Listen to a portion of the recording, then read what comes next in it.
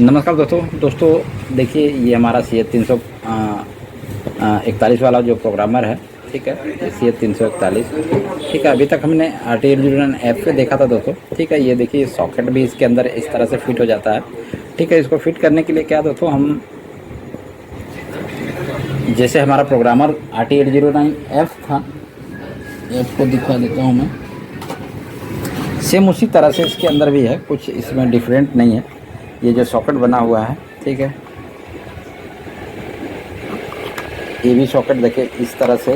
अगर हम इसको देखते हैं तो ये लॉक हमारा इस तरफ है, इसका भी लॉक इस तरफ है। तो हम जो हमारी यहाँ पर जो फ्लैश लगाते थे अपनी, तो इस वाले रैक में लगाते थे, ठीक है। 16 पिन का यहाँ पर, 8 पिन का यहाँ पे। तो उसी तरह से हम यहाँ पर देखिए इसका फ्लैश का ये जो 1 नंबर पिन है, 1 नंबर पिन देखिए इस तरफ है। और इसको हम इसी 8 पिन DOP सॉकेट में इंस्टॉल कर देंगे और इसको लॉक कर देंगे, ठीक है। इस तरह से लॉक हो गया, ठीक है। CH 341 पे हम अपना इस तरह से सॉकेट लगा के कर सकते हैं, ठीक है। चलिए तो इसको सबसे पहले हम CH 341 का प्रोग्रामर को रन करते हैं। यहाँ पर देखेंगे मेरे पास CH 341 का प्रोग्रामर का जो एप्लीकेशन है, जैसे RTL ऐप वगैरह का होता है, ये ऐप का है, ये H का है, F का है, ये F का है, ठीक है। और H का भी होगा कहीं कहीं, ये H का है, ठीक है।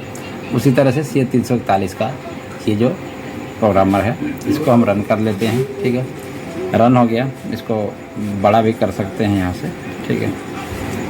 तो इसको हम, ठीक है, यहाँ बड़ा कर दिए। तो यहाँ पर देखेंगे जो यहाँ पर कुछ फ्लैश दिखा रहा 25 क्यू करके, ठीक है। चलिए इसको हम यहाँ से देखिए, यहाँ पे इरेज का ऑप्शन है, ठीक है। क्लोज करें, the device is not detected, ठीक है। यहाँ पर लिखा रहा the device is not detected, ठीक है। चलिए क्लोज कर देते हैं। अब इसको हम डिवाइस को यहाँ पर लगाते हैं, ठीक है। इसके USB स्लॉट में इसको लगाते हैं, इसमें रेड बत्ती भी आ जाएगी, ठीक है। देखिए रेड लाइट आ गई। और जंपर को हमें पिन नंबर 1 और 2 पे रखना दोस्तों, ताकि हमारा अदर प्रोग्रामर काम करे, ना तो TTL डिवाइस, ठीक है। सो यहाँ पर हम देखिए चिप में जाएंगे और यहाँ पर डिटेक्ट द चिप लिखा हुआ, देखिए डिटेक्ट द चिप। यहाँ पर हम ऊपर गए, ये जो चिप ऑप्शन है, ठीक है। यहाँ पर डिटेक्ट द चिप, ठीक। इस चिप को ये डिटेक्ट करेगा।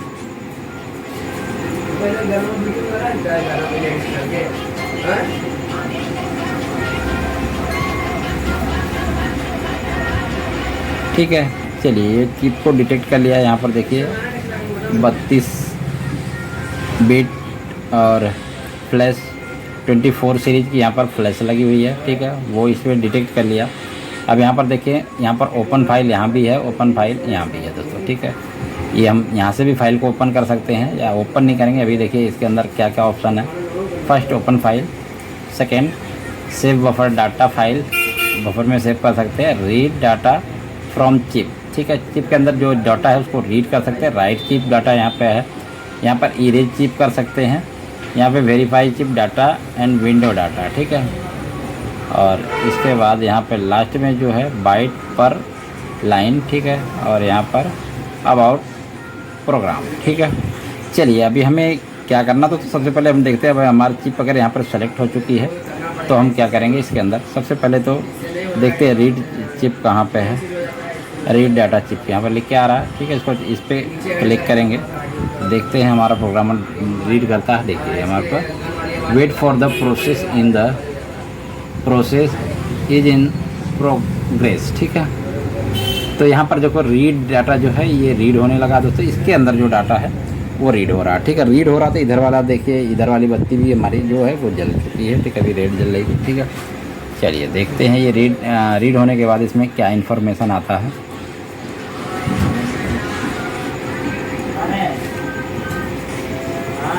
इसके अंदर सॉफ्टवेयर होगा तो हमारा शो हो जाएगा यहाँ पे, देखिए, ठीक है। ये रीड हो गया और यहाँ पर इसका सॉफ्टवेयर जो है वो शो होने लगा दोस्तों, ठीक है।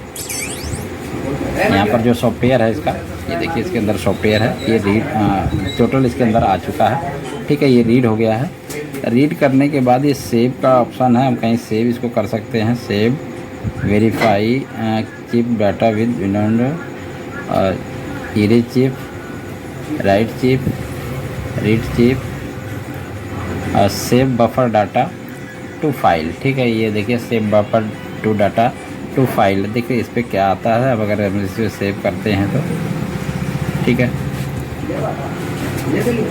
अच्छा ठीक है, सेव का ऑप्शन आ गया दोस्तों। इसे रीड कर लिया तो वैसे जैसे प्रोग्रामर काम करता है उसी तरह से यहाँ पर। ठीक है, अब इसको हमने बैकअप लिखकर डेस्कटॉप पे या कहाँ पे सेव कर, डेस्कटॉप पे ही हमने इसको सेलेक्ट है तो इसको हम बैकअप लिख देंगे। ठीक है, CH341 बैकअप, CH341 बैकअप। ठीक है,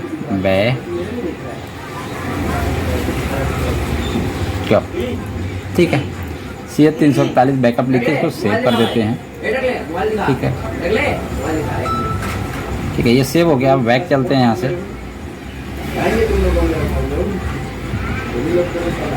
ठीक है, बैक चलते हैं तो देखते हैं हमारा ये कहाँ पर आया फोल्डर।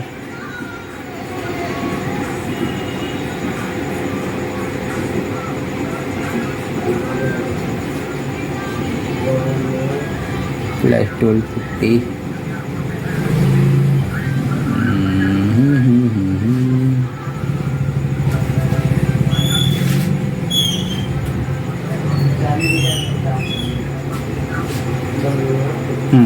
यहाँ पर है दोस्तों, देखिए ये बैकअप जो हमने सेव किया है यहाँ पर आ गया। ठीक है, और इसके प्रॉपर्टी को भी देख लेते हैं ये कितने MB का है। तो राइट क्लिक करके 4 MB का है। ठीक है, ये 4 MB का डाटा यहाँ पर जो है सेव हो गया फ्लैश का। ठीक है, इसके नाम से CH341 बैकअप के नाम से जो भी सेव किया था हमने। ठीक है, चलिए दोबारा से इसको खोलते हैं, प्रोग्रामर को रन किए। रन करने के बाद दोस्तों यहाँ पर फिर से हम चिप को सेलेक्ट कर लेंगे। ठीक है, read the chip, right the chip, erase chip, verify chip. यहाँ पर भी वही ऑप्शन मिल रहा है दोस्तों जो यहाँ पर एक्सटर्नल दे रखा है। यहाँ पे देखिए सभी एक्सटर्नल दे रखा, वही यहाँ पर इस चिप में जा रहे हैं तो यहाँ पे हेल्प अबाउट बफर में चेक कर सकते हैं। ठीक है, लैंग्वेज यहाँ पर इंग्लिश या स्पेनिश कर सकते हैं। ठीक है, तो इंग्लिश ही रखेंगे हम। ठीक है, तो अब यहाँ पर फिर से हम चिप को सेलेक्ट कर लेते हैं।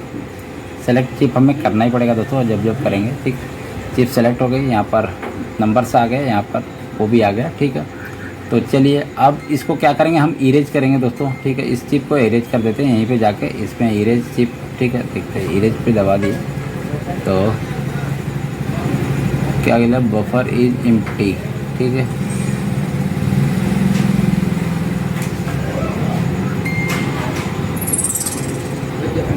इधर से देख लेते हैं, यहाँ भी चिप इरेज का था, इरेज चिप। ठीक है, ठीक है, यहाँ से देखिए इरेज होने लगा। वहाँ बफर का था, यहाँ पर देखिए यहाँ पर सेकंड चलने लगा, यहाँ पर इरेजिंग स्टार्ट हो गया है। लिखा है wait the process in the complete flash erase. ठीक है, पूरा फ्लैश यहाँ से इरेज हो चुका है, इरेज का मैसेज यहाँ पर आ गया। ठीक है, ये CH341 से इस तरह से हम कर सकते हैं। अभी मैं प्लस के बारे में दिखा रहा हूँ, फिर डिटेल बना के भी इसको दिखाऊंगा आप लोगों को। ठीक है, चलिए आगे चलते हैं। अब दोबारा से ये इरेज हो गया तो अब इसको चिप सेलेक्ट दोबारा करेंगे। ठीक है, डिटेक्ट चिप टाइप। ठीक है, डिटेक्ट हो गया। अब इसके अंदर हम बफर सिस्टम में देखेंगे क्या हमारे पास प्रोग्रामर है, क्या लिखा है ये बफर। नहीं, रीड करने के बाद ही बफर काम करेगा दोस्तों। सबसे पहले इसको रीड करेंगे। ठीक है, रीड द चिप। चलिए यहाँ पर रीड दोबारा हो रहा। अब इसके अंदर फिर बफर में जाके चेक करेंगे। इसके अंदर सॉफ्टवेयर रीड होने के बाद वो तो ऊपर ही दिखा देता है, बफर में चेक करने की जरूरत नहीं है। जैसे हमारे में रीड होता है तो ऊपर नहीं दिखाता है एज में, और इसके अंदर तो जैसे रीड हो जा रहा हो वैसे सॉफ्टवेयर होगा दिखा देगा ना। अगर इरेज हो गया होगा तो इसमें FF दिखा देगा। ठीक है, और यहाँ हमारे लैपटॉप में ये डिवाइस जो है वो कनेक्टेड है CH341। इसका ड्राइवर और मैंने दोनों एप्लीकेशन भी आप लोगों को भेज दिया था कि इसको आप लोग इस तरह से कर सकते हैं। तो ये प्रोग्रामर भी आप लोग मंगा लेते हैं तो इससे आप लोग काफ़ी काम कर सकते हैं। तो देखिए अभी ये रीड हो गया है। रीड होने के बाद देखिए मैसेज क्या आया। अभी देखिए यहाँ पर सब F F F F F इसमें कोई भी सॉफ्टवेयर नहीं है, टोटल सॉफ्टवेयर इसका फॉरवर्ड हो गया दोस्तों, ठीक है। इसमें कोई भी सॉफ्टवेयर नहीं, सॉफ्टवेयर ब्लैंक हो गया। तो जब भी हम बफर हमें बफर चेक करने की जरूरत था, और ये तुरंत ही ऑटोमेटिकली यहाँ पर दिखा दे रहा है कि हमारा प्रोग्रामर है कि नहीं है, ठीक है। CF341 में ये खासियत है। हालांकि मैं भी इसको पहली बार ही चला रहा हूँ, अब इससे पहले मैं CF341 नहीं मंगाया था। हमारे पास HF है तो मैं यही यूज करता हूँ दोस्तों, ज़्यादातर H और F ही यूज करता हूँ, लेकिन आप लोगों को क्लास के लिए मैंने इसको मंगाया था। तो अच्छा लगा, ये भी मुझे लग रहा है बहुत अच्छा लग रहा है। ये भी देखने में कोई दिक्कत नहीं, काम करने में, और भी काम करने में अच्छा भी लग रहा है, जो कि मैं लाइव वीडियो आप लोगों के लिए बना रहा हूँ, ठीक है। चलिए, तो इसको अभी इसमें क्या हुआ, इसमें सारा फॉरवर्ड दिखा दिया, ठीक है। अब कुछ नहीं करना, इसके हम चलेंगे फाइल्स के अंदर। फाइल्स के अंदर ओपन फाइल्स में हम डेस्कटॉप पे आ जाएंगे। उसी तरह से दोस्तों सब काम करना, जब आप लोग चलाओगे, लैपटॉप वगैरह चलाने लगेंगे तो पता लग जाए। चलिए, डेस्कटॉप के ऊपर हम इसको खोलते हैं। डेस्कटॉप ही सिलेक्टेड है, तो यहाँ पर देखते हैं हमारे पास जो कुछ एक ओके टेस्टेड सॉफ्टवेयर बैकअप मैंने देखे यहाँ पर लिखा है, ओके टेस्टेड सॉफ्टवेयर बैकअप। इसके अंदर मेरे अपने सॉफ्टवेयर हैं दोस्तों, ठीक है। ये जो बैकअप मैंने लिया है ये अपने सॉफ्टवेयर हैं। तो इसके अंदर पहले देखते हैं कोई एक नॉर्मल सॉफ्टवेयर इसके अंदर लोड करके राइट करते हैं। यहाँ पर देखिए Hyundai का है, V59 का, ठीक है। यहाँ पर एक जो है क्या बोलते हैं 24 इंची का इसमें पैनासोनिक का एक सॉफ्टवेयर है, ठीक है। तो पैनासोनिक का ही सेलेक्ट कर लेते हैं, ठीक है। कोई भी सॉफ्टवेयर देखिए यहाँ पर आ गया, इसको ओपन कर लेंगे, ठीक है। ओपन होने के बाद देखिए यहाँ पर ये अपलोड हो गया है, लेकिन अभी यहाँ पर 00 कमांड है, इसमें सॉफ्टवेयर है इसके अंदर, लेकिन फ्लैश के अंदर राइट करेंगे। अभी ये ओपन होने के बाद यहाँ पर दिखा दिया है कि इसके अंदर जो सॉफ्टवेयर है, ठीक है। ये जो सॉफ्टवेयर हमने अपलोड किया वो सॉफ्टवेयर है इसके अंदर, वो करप्टेड सॉफ्टवेयर नहीं है, ठीक है। जो हमने अपलोड किया वो यहाँ पे आ गया, ठीक है। अब इसको हम चलते हैं राइट करके देखते हैं। हालांकि पहली बार मैं कर रहा हूँ, तो देखते हैं क्या होता है इसमें, ठीक है। जब रीड हो गया तो राइट भी होगा, राइट चिप, तो हम राइट चिप को ओके करते हैं, ठीक है। सो देखेंगे यहाँ पर राइट होना भी चालू हो गया दोस्तों। सेम प्रोसेस हुई है दोस्तों, कोई दिक्कत नहीं है, और अच्छा है। मिनी प्रोग्रामर बहुत ही अच्छा प्रोग्रामर है, मुझे तो बड़ा अच्छा लगने लगा। एफ के जगह भाई उतना तामझाम लगाने से अच्छा सीधा डायरेक्ट इसके अंदर USB पोर्ट में लगाइए और काम करिए अपना, ठीक है। देखिए यहाँ पर राइट होना प्रोसेस, ठीक है।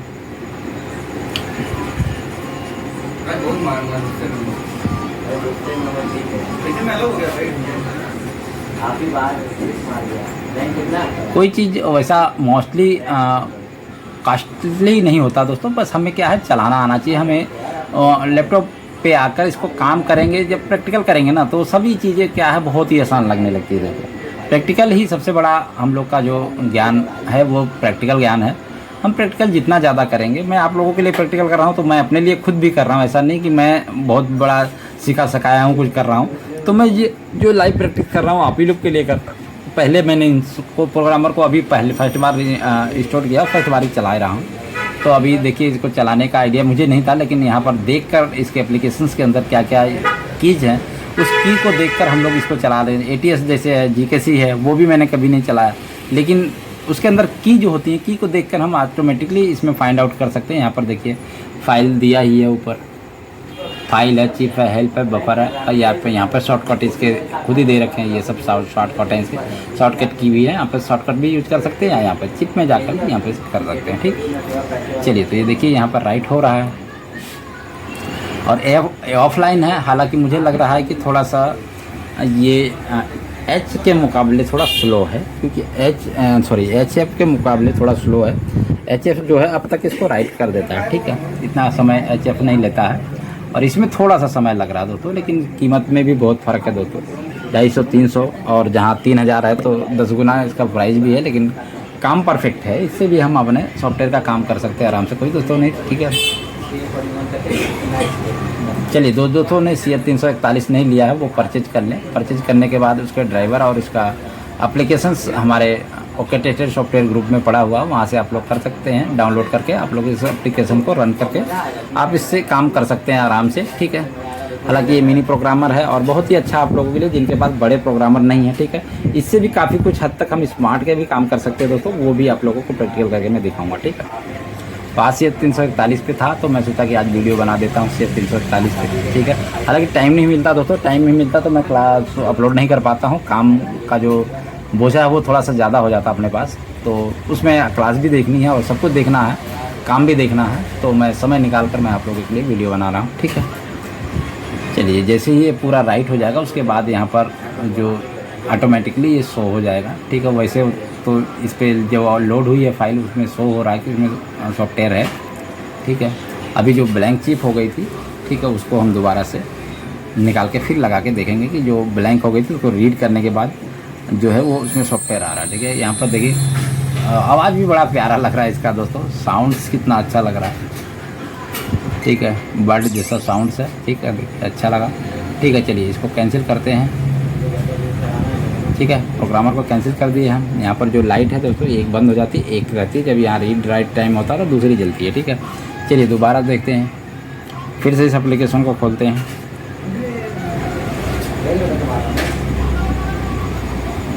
ठीक है।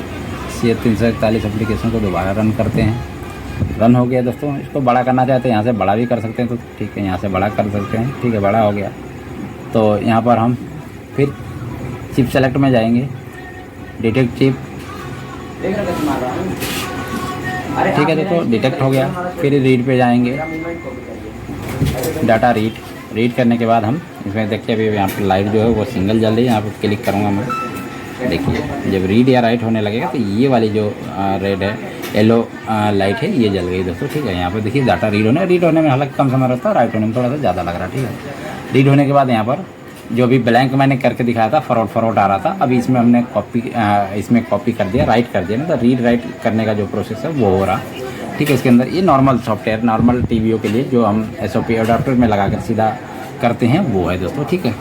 बाकी इसके TTL डिवाइस जब बनाएंगे तो इसके अंदर सिर्फ जंपर चेंज करके हम TTL डिवाइस RxTX मोसीमीसो करके कर सकते हैं, ठीक है। देखिए यहाँ पर हो गया। अभी देखिए यहाँ पर सॉफ्टवेयर इसका आ चुका है, ठीक है। इसके अंदर जो सॉफ्टवेयर है ये आ चुका है, ठीक है दोस्तों। तो आज जो की क्लास जो थी दोस्तों जो CH 341 पे थी, ठीक है।